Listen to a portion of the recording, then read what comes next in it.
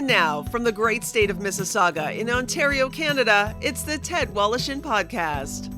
Brought to you by Tom's Place. For the finest in men's fashion, Tom's Place will suit you. And ETP Canada, providing estate administration with ease. ETP Canada. And now, here's Ted. Thanks so much, Becky, and welcome to the program. Glad you have joined us on this historic week, at least if you are a golf fan. It is one of the most respected, iconic, historic, and controversial annual sporting events in the world. It is, in fact, the Masters Golf Tournament held at Augusta National. And to discuss sort of the good, bad, and ugly, I suppose, of the Masters, we've invited the host and producer of Golf Talk Canada. That's television and radio. He's also a live play-by-play announcer for the PGA Radio Tour on Sirius XM Radio and PGA Tour.com, Mr. Mark Zecchino. It's good to see you again. Thanks very much for taking the time on the eve of this, my favorite golf tournament of the year. Not everybody's, but certainly mine. How are you? I'm good. I think you're with most Canadians. I think Canada loves this golf tournament, so I don't think you're alone. I think it is a favorite. I think from a Canadian perspective, it means more than golf. My grandmother used to watch the Masters, right? Because it means we're kind of coming out of hibernation as Canadians. Our weather's arriving. It's barbecue, picnic, outdoor season, anything you like to do outdoors, regardless of how far it is removed from golf. The Masters is kind of symbolic of, well, if the Masters is on TV, that must mean that everything we love to do is starting to come back, and it'll be here very soon. That's right. And then you look out your window, it's the third round of Augusta, and it's snowing in Toronto, right? Yes. Let's talk about the fact the Masters, professional golf, the PGA, there are four what they call major tournaments. There's the PGA, the British Open, the US Open, and the Masters. Those are the four majors. What constitutes a major, and who makes that decision? Well, it's an interesting conversation because it's from what I remember, or what I am able to recall, it was a writer. I believe a writer. It might have been for the New York Times. It could have been for Sports Illustrated. Off the top of my head, I don't recall which one. That was referring to golf in the same sense of tennis, and tennis is Grand Slam, and why doesn't golf have a Grand Slam? And at the time, you referred to the Grand Slam in golf back pre-Masters would have been the U.S. Open, U.S. Amateur, British Open, British Amateur, which would have been Bobby Jones' Grand Slam.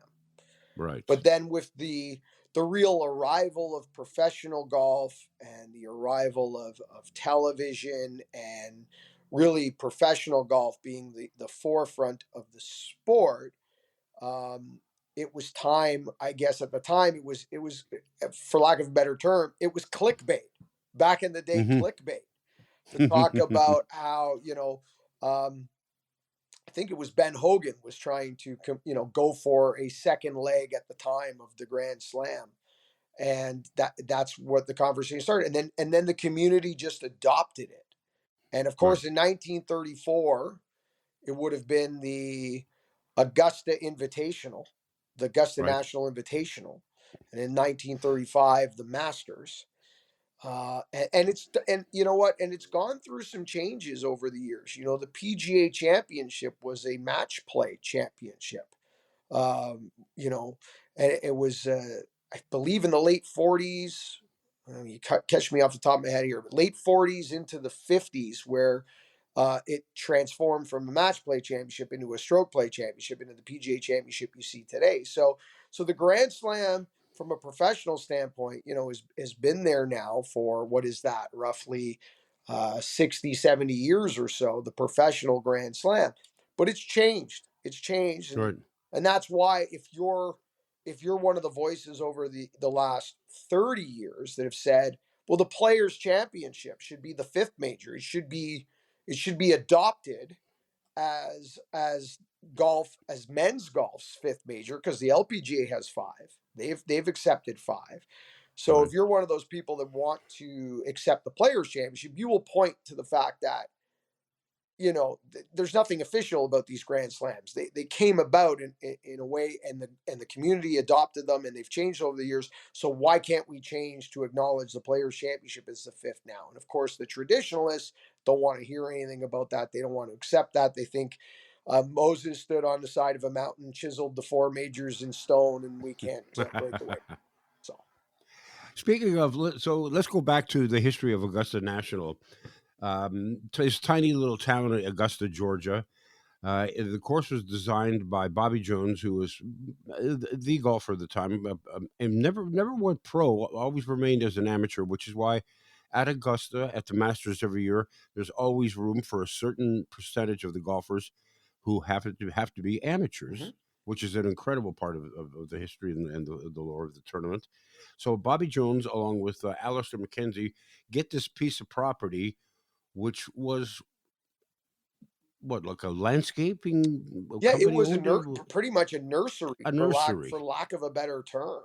And Bobby Jones was playing golf in the West Coast, near Monterey and in San Francisco, and stumbled across some great works of Alistair McKenzie, and said, I need to find this man and speak to this man, and said, I need to introduce you to this land in Augusta, Georgia, that's a nursery, and I want to build this course that will stand the test of time. And I guess gave him the sales pitch. And it's funny with Bobby Jones and never turning professional. Back in those days and that time, the golf professional, it was frowned upon.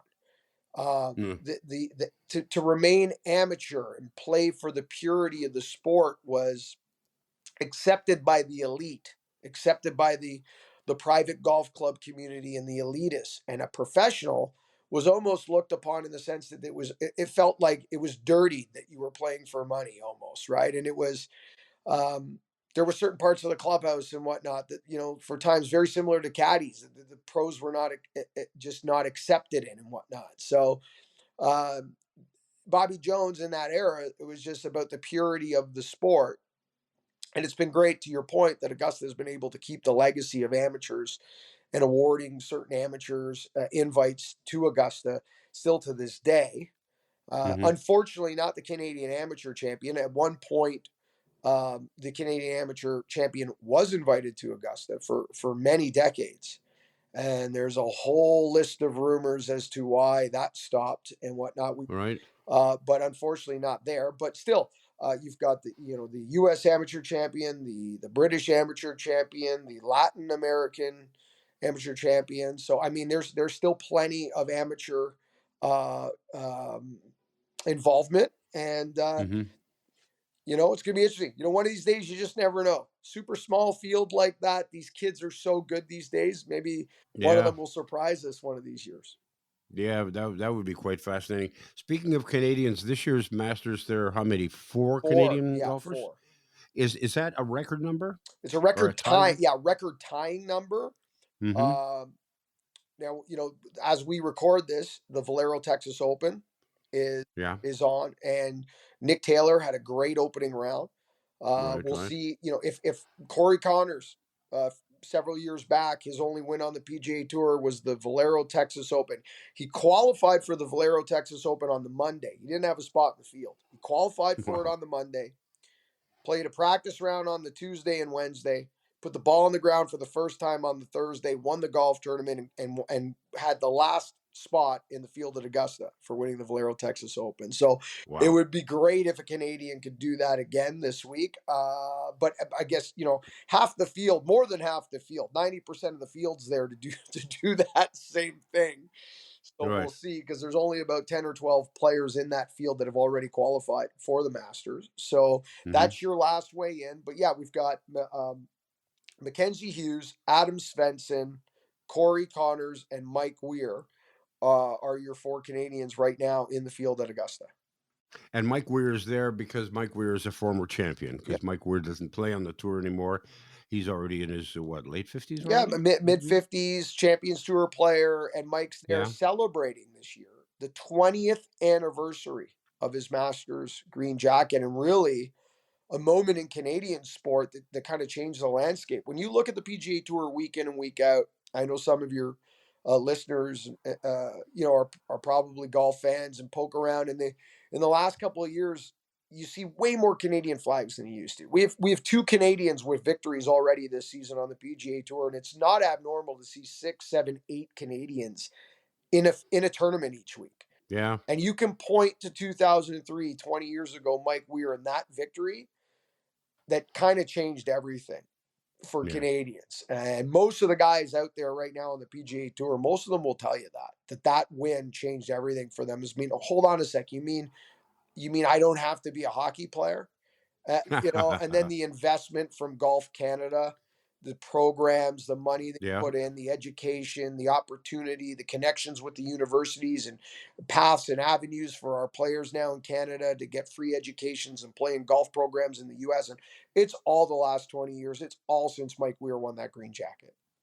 Yeah, and let's talk about, because I want to talk about, there's so many great, this is almost a good, bad, and the ugly of Augusta National and the Masters, because there's been some ugliness in the past, and there's been a lot of change for the positive, but it's a lot of tradition. The green jacket is one of them. And the green jacket is one, the winner gets a green jacket, which he can keep on his possession for 1 year as he goes out and does promotional tours, appears on television, the Today Show, etc., but then has to return the jacket to his locker at Augusta National and can never wear it except once a year when they have the champions dinner. Is that right? Yes, the actual authentic jacket has to stay, and you're expected to wear it when on property, when not golfing, obviously, but for dining and events and whatnot. I believe there are replicas that you can have for home and things like that, but the actual jacket itself, the real jacket, 1 year to do your 1 year kind of tour around the planet as the reigning Masters champion, and then that's it. It stays in the champions locker room, hung in the locker, and that is a great tradition. I love that tradition of the green jacket. Yeah, so do I. Uh, And that's a unique shade of green as well, is it not? yeah, like everything about it is so identifiable and unique, and some of the change of the last 20 years has been wonderful, and most of the good change you referred to like ugliness. I think most of the good change that has kind of taken away for lack of a better term, ugliness of the past has happened in the last 20 years. I mean, the Right. last 20 years they've come 1,000 years. It feels like, but if Yeah, it's also true. it feels like for the first 80 years or first 70 years or so, there wasn't a lot of movement in the areas of that you're referring to, like accepting a female member and things along. 78 years it took. Yeah. So along those lines, most of the great changes happened in the last 20 years, like female members, the Augusta National Amateur Women's Championship, the drive, Right. chip, and putt for the kids. Yeah. Just what they've done for the golf fans, allowing expanded coverage. I mean, it wasn't much more than, up to about 10 years ago, 10, 15 years ago, you had to wait till the back nine on Sunday to watch golf. You can watch Yeah. the Masters. Now it's on all day long, like every other major golf championship. So so there's so much great change. And you bring up the back nine, but and it's a good thing you're not on television right now, because your wrist would be slapped, because they refer to it as the first nine and the second nine, And the because the second, back yeah, nine of course, right? is considered to be rude, Yes, and of course like backside. they're patrons, not golf fans, That's right. right? So there's That's all right. these things that are great.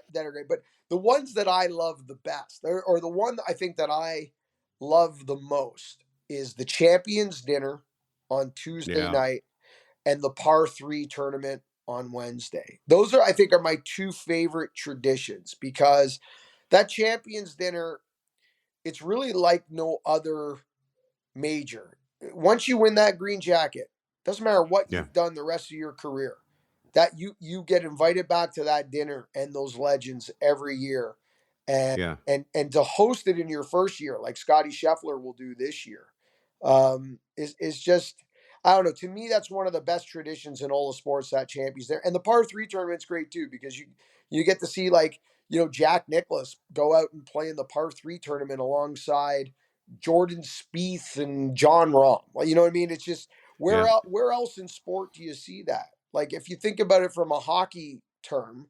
there's not a once a year activity in the NHL where Bobby Orr plays again alongside Austin Matthews. It just doesn't exist. Good. Sport, right? But in golf, it does, and I think it's a great tradition. Also, one of the fascinating parts of the tradition of the champions dinner is that the champion, the previous year's champion, chooses the menu. Yes. Now, if you don't like what they've chosen, you can order some of the other stuff. But just to give you an example, Scotty Scheffler won last year's Master. This year, it happens on Tuesday evening, the dinner. His menu consists of cheeseburger sliders with firecracker shrimp, tortilla soup, Texas ribeye or blackened redfish, family style macaroni and cheese, jalapeno, creamed corn, fried Brussels sprouts, seasoned fried, warm chocolate chip skillet cookies. Wow. I'm in. Wow. I'm in. Yeah, no kidding. And when Tiger Woods won at a relatively young age, how old would he have been? 19, 20 when he won? 21 and 97, I believe. And his menu included, it was like cheeseburgers and milkshakes. Yep. And people thought, well, what? Well, Yeah. you can't order that. And he's thinking, like, I'm 21. What do you think we eat? Yeah, that's right. I love it. And Hideki Yeah. Matsuyama served, some sushi and Japanese cuisine. And I mean, it's been a great tradition. And I love seeing all the different menus. And I to be a fly on the wall this year in there though, with Yeah. the Well, with the live golfers returning. yeah. Now, Live is another tournament that was started. It's backed by Saudi money, and there's a lot of controversy about it. It's 3 rounds. It's not 4 rounds. They play music. The guys wear shorts. They're giving out guaranteed money, stupid money to guys who are like way over the hill, and there's just some ugliness going back and forth. But Augusta has said, even though the PGA will not allow, if you're a member of Live, you can't play in the tour events. Augusta is independent, I should say, Yeah. of the PGA. They have their own rules, and they said, yeah, sure. If you're a past winner, you're invited, whether you're on the Live Tour or not. Right, and that's going to be interesting to see the dynamic. Most of them are downplaying it. There is some bad blood between people in the room. Not a ton. Some guys just went and took the money. Some guys went, took the money, then complained about it, and then sued the PGA Tour. And I think those guys that were involved in the lawsuit or are still involved in the lawsuit or have been more demeaning and angry, like your Phil Mickelsons, it's going to be a Yeah. tough room for them. That's going to be a real hard room for Phil Mickelson this time around, right? And the only people who are allowed, and correct me if I'm wrong, Mark Zecchino is with me. The only people who are allowed to come to the dinner are past winners, plus the chairman. And are there other members of the board of directors, perhaps? The caddies.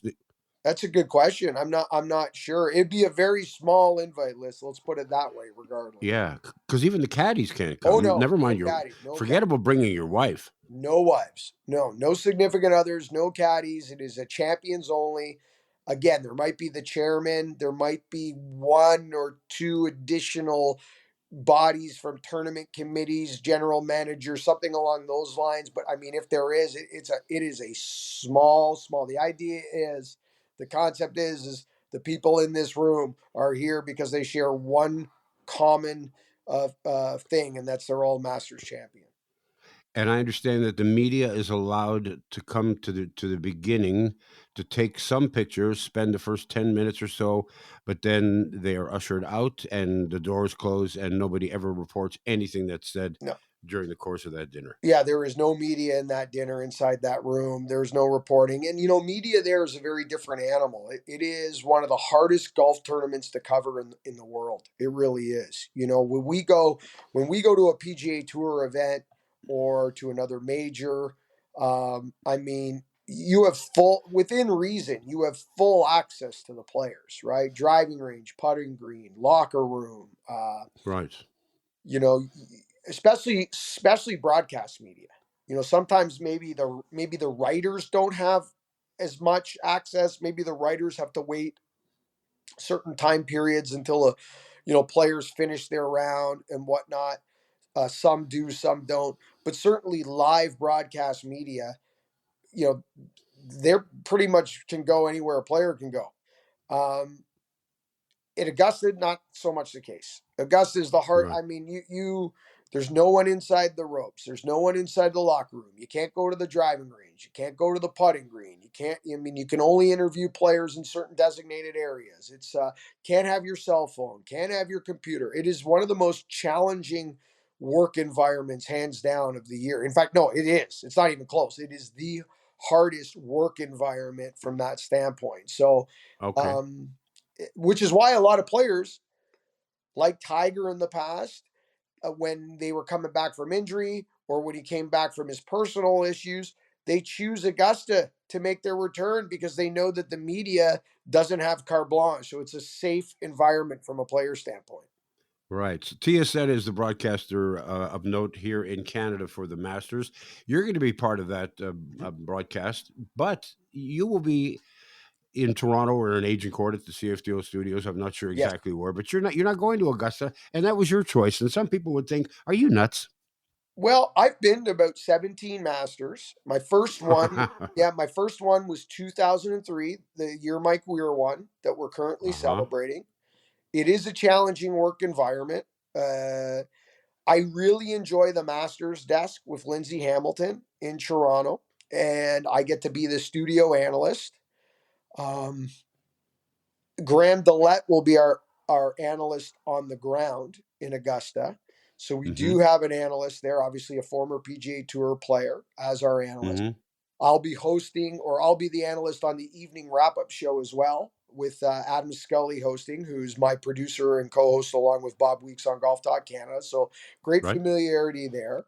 But I gotta be honest with you, I really enjoy what we've done from a broadcast standpoint on TSN. I mean, we started the lead into the future on Masters coverage. I think more so than any other country in the world, and I'll give you the reason why I believe that.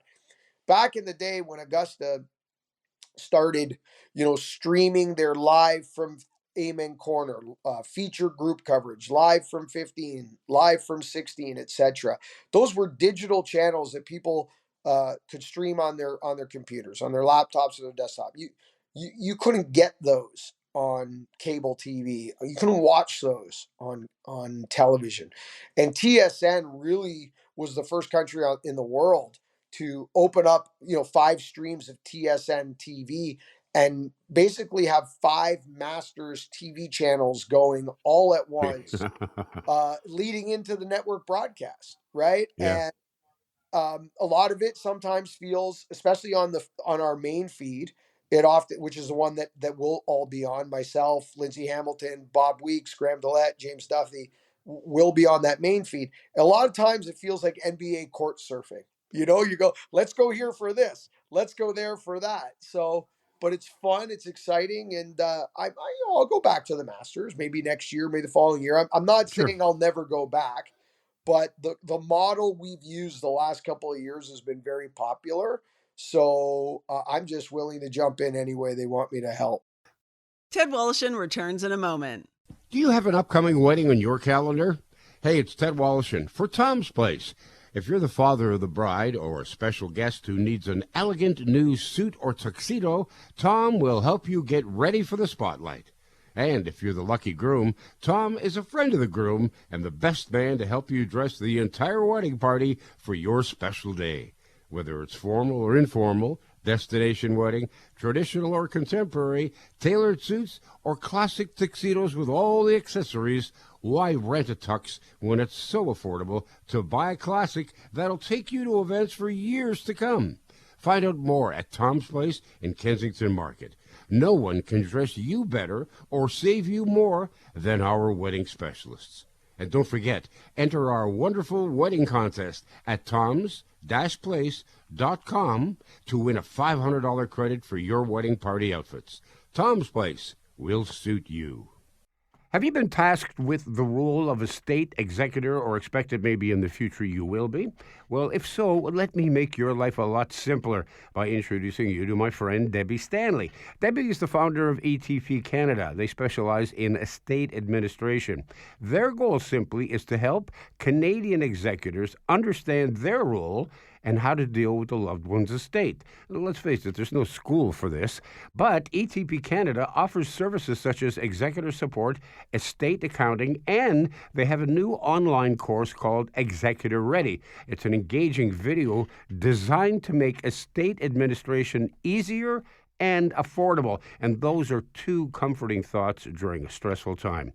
So call Debbie Stanley at 1-866 309 0387. That's 1-866 309 0387. Or you can get her at info at etpcanada.ca. That's info at etpcanada.ca. Now back to Ted Wallachin. When we first chatted on this podcast, it was about a year or so ago, and I asked you because there's a pool of all the reporters put their name into a hat, Yeah. so to speak, and they select a number of them who can play around on Augusta National on the Monday following the tournament. And of all the years that you've been there, you've never been chosen. Never been chosen in my 17. You have to be there to be chosen. It's a much harder draw for broadcast media and TV people. Is much harder. The writers have their own draw. And the Wow. writers, it's a much easier way to access the course on the Monday. Mhm. Like the writer, if you go to a Masters 6 times in a row, 7 times in a row as a writer, you're going to get pulled. I Right. mean, it's just, it's pretty much, it's such a smaller pool of names, completely random. I mean, from a broadcast media standpoint, it's a separate pool. It's a much harder pool. There's a lot more names. It's your percentages go down quite a great deal. Look, it took Bob Weeks, because Bob's our writer and reporter. Yeah. But from an Augusta standpoint, he's broadcaster, he's TSN, and it took Bob 20 years to get his name pulled at Augusta. Where Bob and I know writers who are friends of ours that got pulled on their first year, second year. Happens all the time. That's incredible. For people who are saying, well, what's the big deal? Why don't you just go like a week later after everything's over? Well, first of all, it's a private course, so you can't go unless you're invited by a guest. Right. And explain, if you can, exactly how difficult it is to become a member of Augusta National. It's not just a matter of cutting a check. No, and people have tried that over the years. Famous people that are extremely wealthy have just tried sending a check, sending an open check, you know what I mean? And you don't join Augusta, you're invited. Yeah. And there is a handful of Canadians that are members. I think 4 Canadians the last time I looked, a couple of years ago. But it's a super small membership that you need to be invited to participate in. And unlike other private clubs, I'm a member of the PGA of Canada, so I'm a golf professional. I'm a member of the PGA Tour from a broadcast standpoint. I'm an official broadcaster of the PGA Tour. 90% of the private clubs in the world, if I call up and give them plenty of notice, they're going to be more than happy to have you come out and play, or play with a member or whatever. It's just an industry courtesy. Right. Any industry does that. Dentist to dentist, police officer to police officer, etc. Mm-hmm. There's a handful of courses where that don't fly. And there's a handful of courses that are absolutely almost impossible to get on. And Augusta National may be at the top of that mountain, not just to join, but to be invited to join, to be invited to play, to never mind the fact that the golf course is only open a couple of months a year. I mean, so even if you're lucky enough to be invited to play, the golf course, I believe, is only open for play 4 to 5 months a year. The rest of the year, it is shut down. And if you play too many rounds at Augusta, you get a letter from the club, Mr. So-and-so. They softly suggest that maybe you should be spending some more time at your other club. So, I mean, it's such a unique spot. And I suggest to everybody, if you love golf in any way, you have to do it once in your life. You have to go to the Masters, go to the tournament. And, getting access to practice rounds tickets are not as difficult as getting round. And that's what I say. I said, don't even worry about trying to win the lottery and gain access, Thursday to Sunday.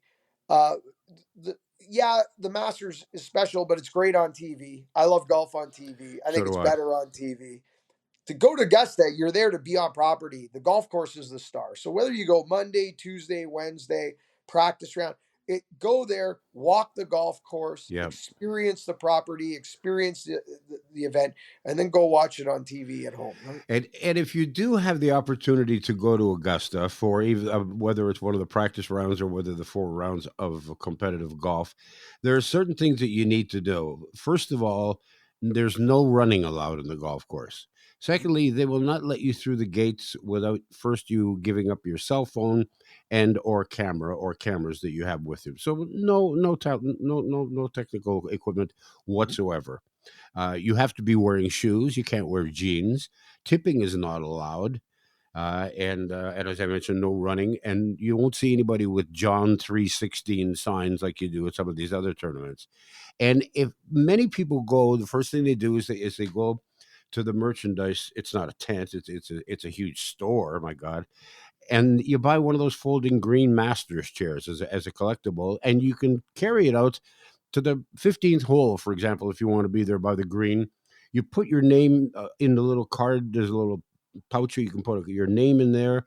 You leave your chair there with your sweater on it. You go walk around for 4 hours. You come back. Your chair has not been moved and has not been stolen, and no one's sitting in it. What other sporting event in the world would you be doing that at? Well, I like to say, like, previous to the last 20 years, with all the progressive, wonderful changes that have been made at Augusta, previous to the last 20 years, before that, before, the turn of this, our current century, I always used to say the greatest thing about Augusta National is the clock stopped in 1965. It's also the worst thing Yeah, that about the Augusta National is the clock stopped in 1965. Now that has changed in the last 20 years. That right. like, to go back to what we talked about off the top, it's they've done amazing things for women's golf, amazing thing for junior golf. Yeah. They're a real leader now in inclusivity and just getting people involved in the game of golf. So they should be applauded for what they've done the last 20 years.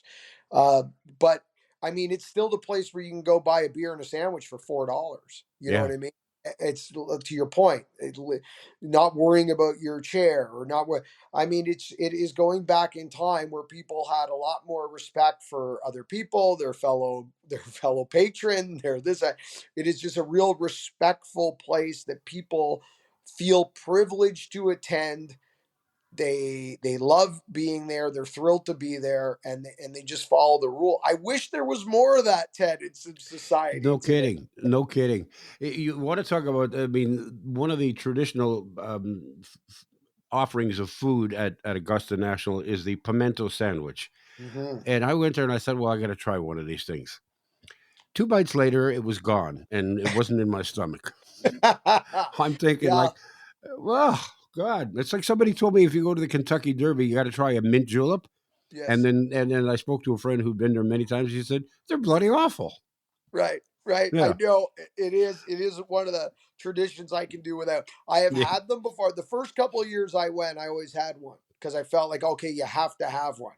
But I think by 2006, 2007, those days were over. And now I do what Bob does. Bob goes to the old egg salad sandwich right out of the gate. So I go straight to the egg salad now. I don't bother with the pimento cheese. It's a little bit out there. But I do like the azalea after work. When work's done for the day, the azalea is some iced tea, a shot of vodka, and some grenadine. And it is, Wow. sorry, no, lemonade. Sorry, lemonade, grenadine, shot of vodka. The azalea is a lovely spring or summer cocktail post work hours. So Yeah. that's a good tradition as well down there from a food and beverage standpoint. Yeah, and I would definitely go for that as well.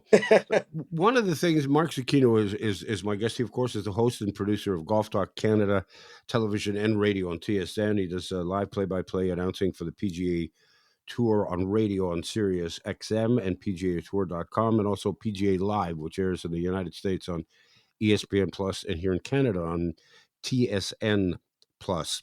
One of the great things about going to Augusta is how stunning it is, because television, as great as the technology is, still does not, you don't get a feel for how wickedly undulating the greens are. Like, you'll stand there and you think, oh my God. On television, you're watching and thinking, why is he pointing 15 feet left of the hole when he wants to put it in the hole? Because you don't see this undulation, this dip in the green, which is so severe when you're there live. And also, it's a very hilly course, and it's a very challenging course to play because of that reason alone.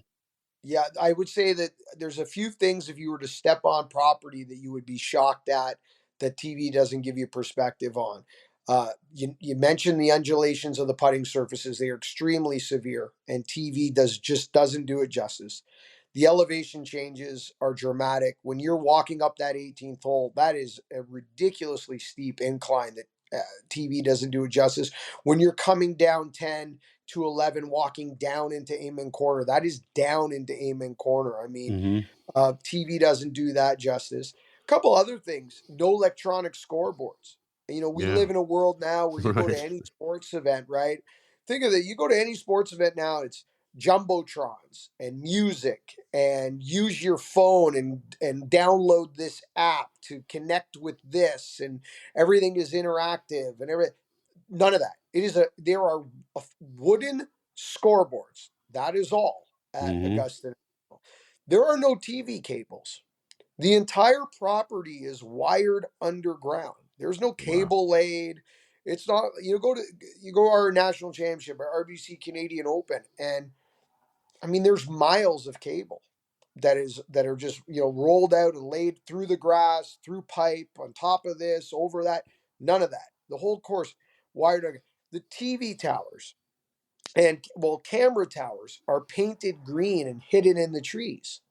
So very rarely do you spot a cameraman, right? Or so it's all these little things that uh, kind of, even though one could argue they are the most technologically advanced sports broadcast of the year, or Right. pretty close. They were the first ever to broadcast in HD. They were the first ever to broadcast in 3D. Um, when you think about those things, they're complete dichotomies, right? Complete polar opposites in Yeah. the Yeah. sense Yeah. that we are technically advanced. We are providing this incredible TV product that only has 4 minutes of commercial time an hour and all these wonderful things. But when you're there, you just never know it. You would never, ever know it. You talk about all the cable that's laid underneath, underground.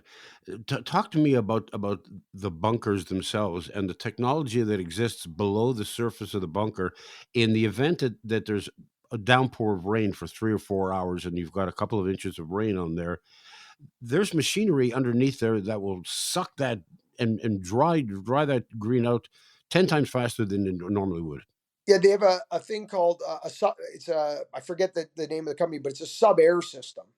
And so, depending on how much rain versus how much sun, they can control the temperature, suck the moisture out of the putting surfaces and the green complexes, and and they've also have misters and heaters to slow down spring or accelerate spring to the best of Hmm. their ability, so that the week of the Masters, the azaleas are in bloom. So I have heard stories over the years of spring coming a little earlier than expected, and they don't want the Masters, the azaleas, to come and go, so they can miss them and cool them to hold them back, or vice versa, to accelerate them already. Well, so there's not a property in the world that is dialed in with the tournament that they Yeah. can present from a playing Hmm. capacity for the players, and from a visual standpoint for patrons, and people watching on TV. I mean, There's not a blade of grass out of place. It's the greenest place on earth. There's no visible And divots either. Explain that. it is just, well, I mean, you got to see the Army out there at night. Yeah. With the minute, I mean, some of the greatest images of Augusta is when play is completed at the end of a night, and the mowers and the groundskeeping and they go out there. It is an army of superintendents from all around the country that participate and go down and join in. The best of the best, they are leading the way down there in this tournament.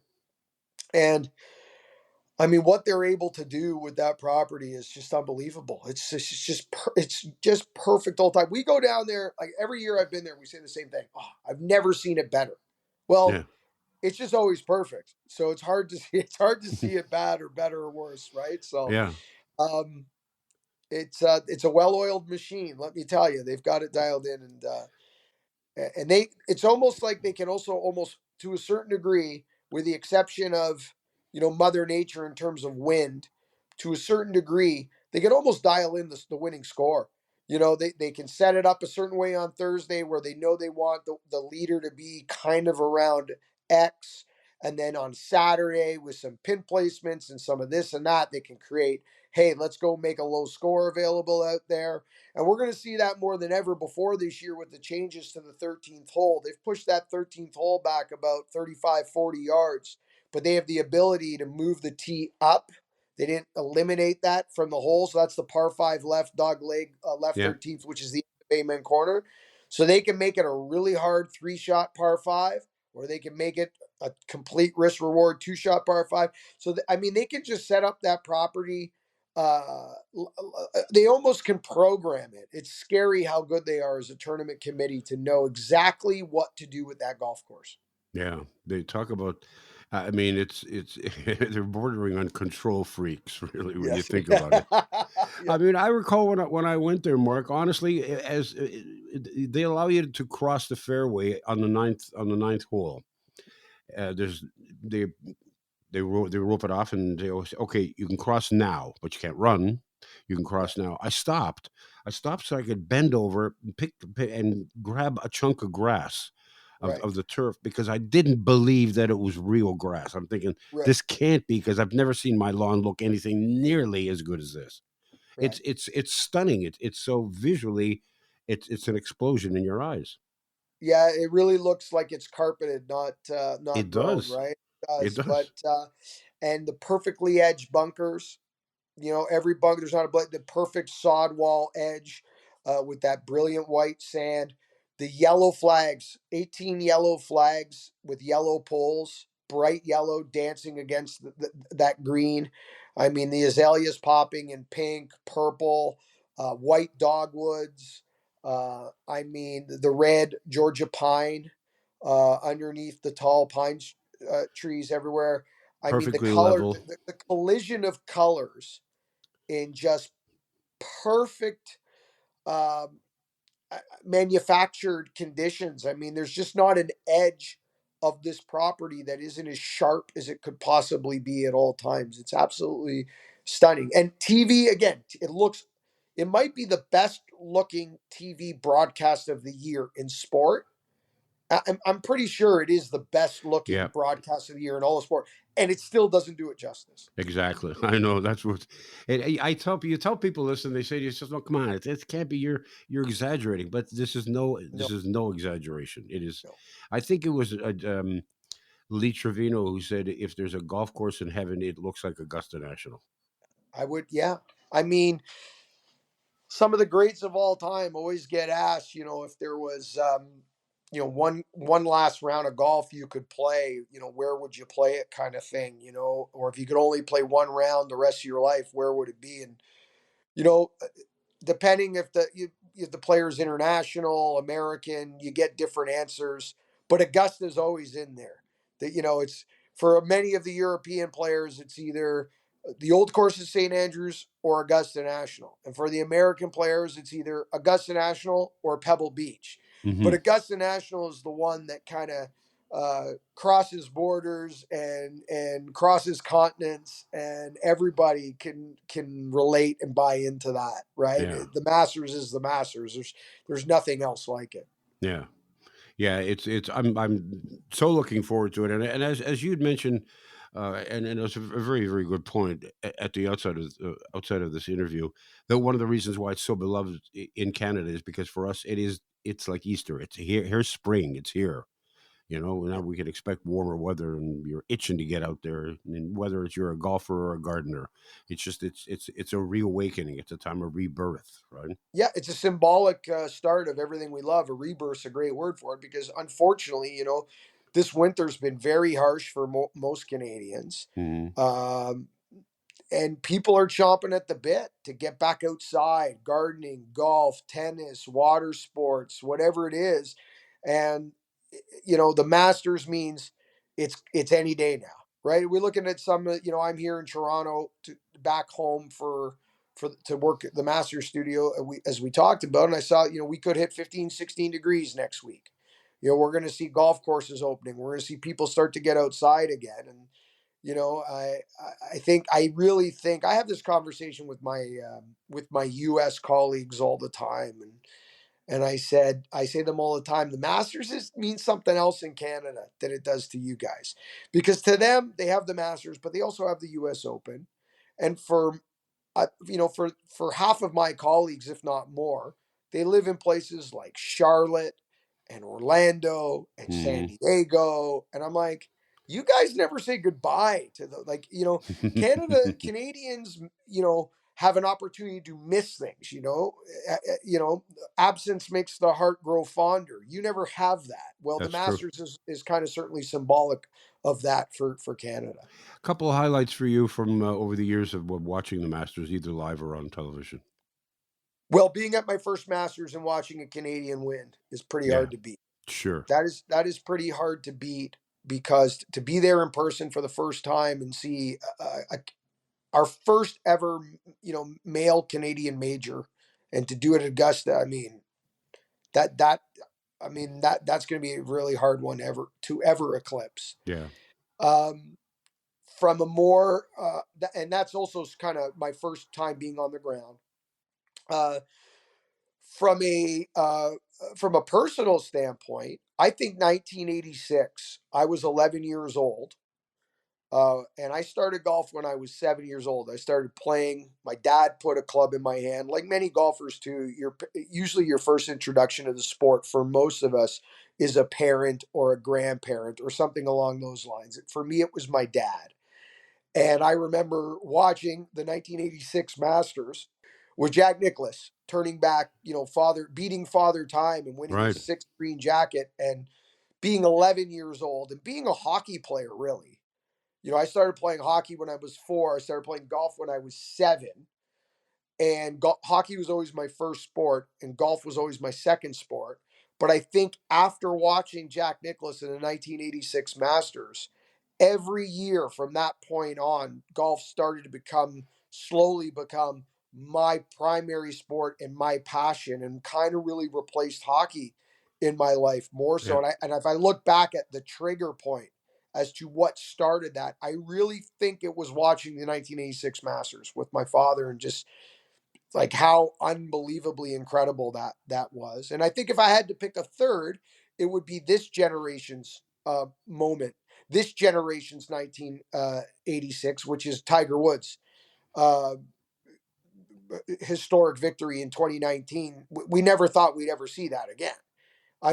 We're all watching that back nine unfold at Augusta, with Molinari hitting it in the water, and Kepka hitting in the water, and then everybody's going backwards, and Tiger just plodding his way along. And it almost knew like Tiger knew exactly what everyone was going to do, and Tiger knew what all these players were going to have to face, who have really never faced it on the back nine in contention before at Sunday, but he knew what they were going to have to face, and he just went along and just plodded his way along. And I think for me, those are probably the three biggest highlights of whether it's personal or covering it Those are really, really, really historic. Watching Tiger Woods play that year is reminiscent of watching Wayne Gretzky in his prime, or catching Connor McDavid on a really hot night when he does things when he like basically undresses four hockey players as he rushes in on a goaltender who is sweating and thinking, oh my god, I got to face this guy and I'm not going to stop a shot.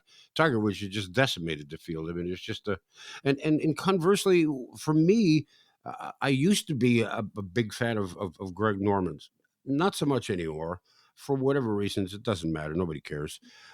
But watching Greg Norman blow the lead on the final nine of the Masters to a Sir Nick Faldo Mhm. was like a collapse where yeah. I mean, I laughed at times. I thought, well, this is so stupid. It's funny, and then at other times I thought, oh my god, he just choked like well, the biggest choke I've ever seen in sports. Yeah, it's right up there. I think of, unraveling of players at Augusta, and Augusta has done it to many.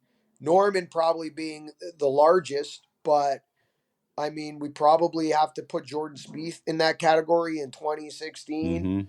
Mm-hmm. Off the top of my head, I think it was a 4 or 5 shot lead entering the back nine, and it all came completely unraveling when we got to 12. Chip Beck. Uh, I mean, there's just so many players over the years, just going back through history, where that golf course has just melted them with that back nine pressure on Sunday. It's Yeah. almost like nothing they've ever experienced or felt. Yeah. Um, the Norman one certainly is the first one that pops to mind. But that's what that golf course is meant for, and that's why I Mm-hmm. think one of the reasons that people love it because of the way it looks. Like we said, it's the most beautiful broadcast.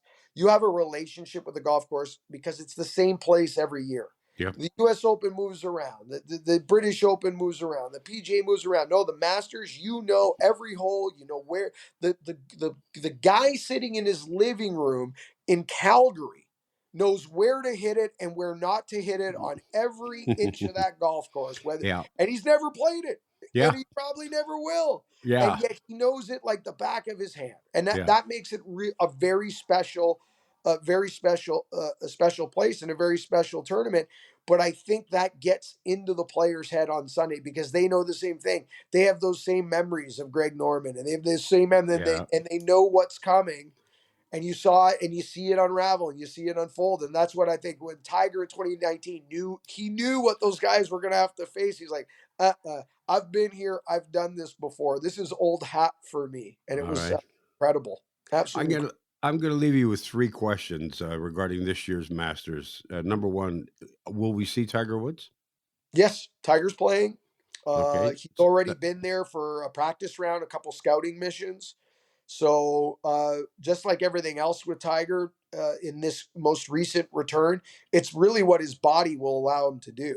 If Mm-hmm. he was driving around this golf course in a golf cart and just getting out and hitting shots, he's probably likely still good enough to win this golf tournament Yeah. or any other golf tournament on the planet. The Okay. problem is his body and can it recuperate in time to walk a really difficult 18-hole golf course the next day 4 or 5 days in a row. Right. That always becomes the question and the challenge. The last time we saw him play was in February at the Genesis Invitational, where his foundation is attached to. He's the host at Riviera Country Club, and some on 2 of those 4 days he looked like a guy that could win the tournament. And the other two, he looked like a guy that was severely laboring to get around that golf course and looked Yeah. uncomfortable. So, it's what will we expect? I don't know, but the walk is much harder than the actual performing of striking a golf ball.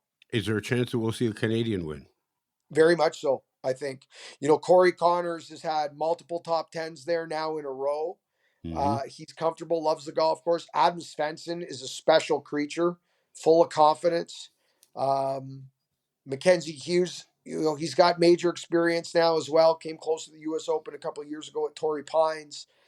I'd say why not? Why not a Canadian? It's a small field too. Keep in mind they're not It out is. there playing against. There's only somewhere between 80 to. I didn't look at the size of this year's field yet, but it's gonna be somewhere between 80 and 90 players. 20 of them are there. 25 of them are there in ceremonial capacity. Hmm. So, that gets this field down to 65, 70 guys that really have a chance to win, maybe less. So why not a Canadian? Okay. And this is at this point of the program where we come to Ted Gets Selfish and asks his guest the question, if you had to put money on three golfers, which ones would you put money on? Oh, well, I think hands down the clear-cut favorite is Scotty Scheffler. Yeah. He's the defending champion. He's been brilliant this year. I think he is hands down my favorite. He would be along with John Rahm and Rory McIlroy as the other favorites heading in. So from a favorite standpoint, I will definitely go with Scotty Scheffler. From a likely standpoint, so maybe not a favorite, but a contender, another category down.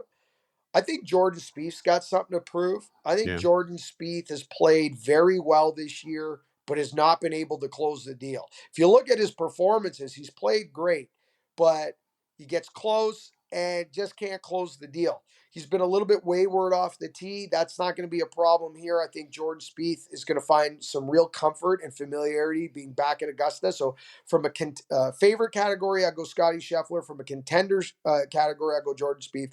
And from an off-the-board long shot, I love these. I'm going to go with Justin Rose. Justin Rose won the AT&T Pebble Beach Pro-Am this year. It was his first win since 2019.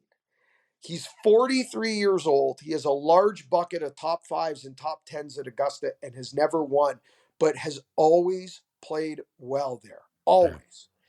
And I just got a feeling. And it's not like he's played bad. He's kind of reemerged as back into the sport. Again, he's a winner this year, but he's on nobody's radar at all for this golf tournament this week.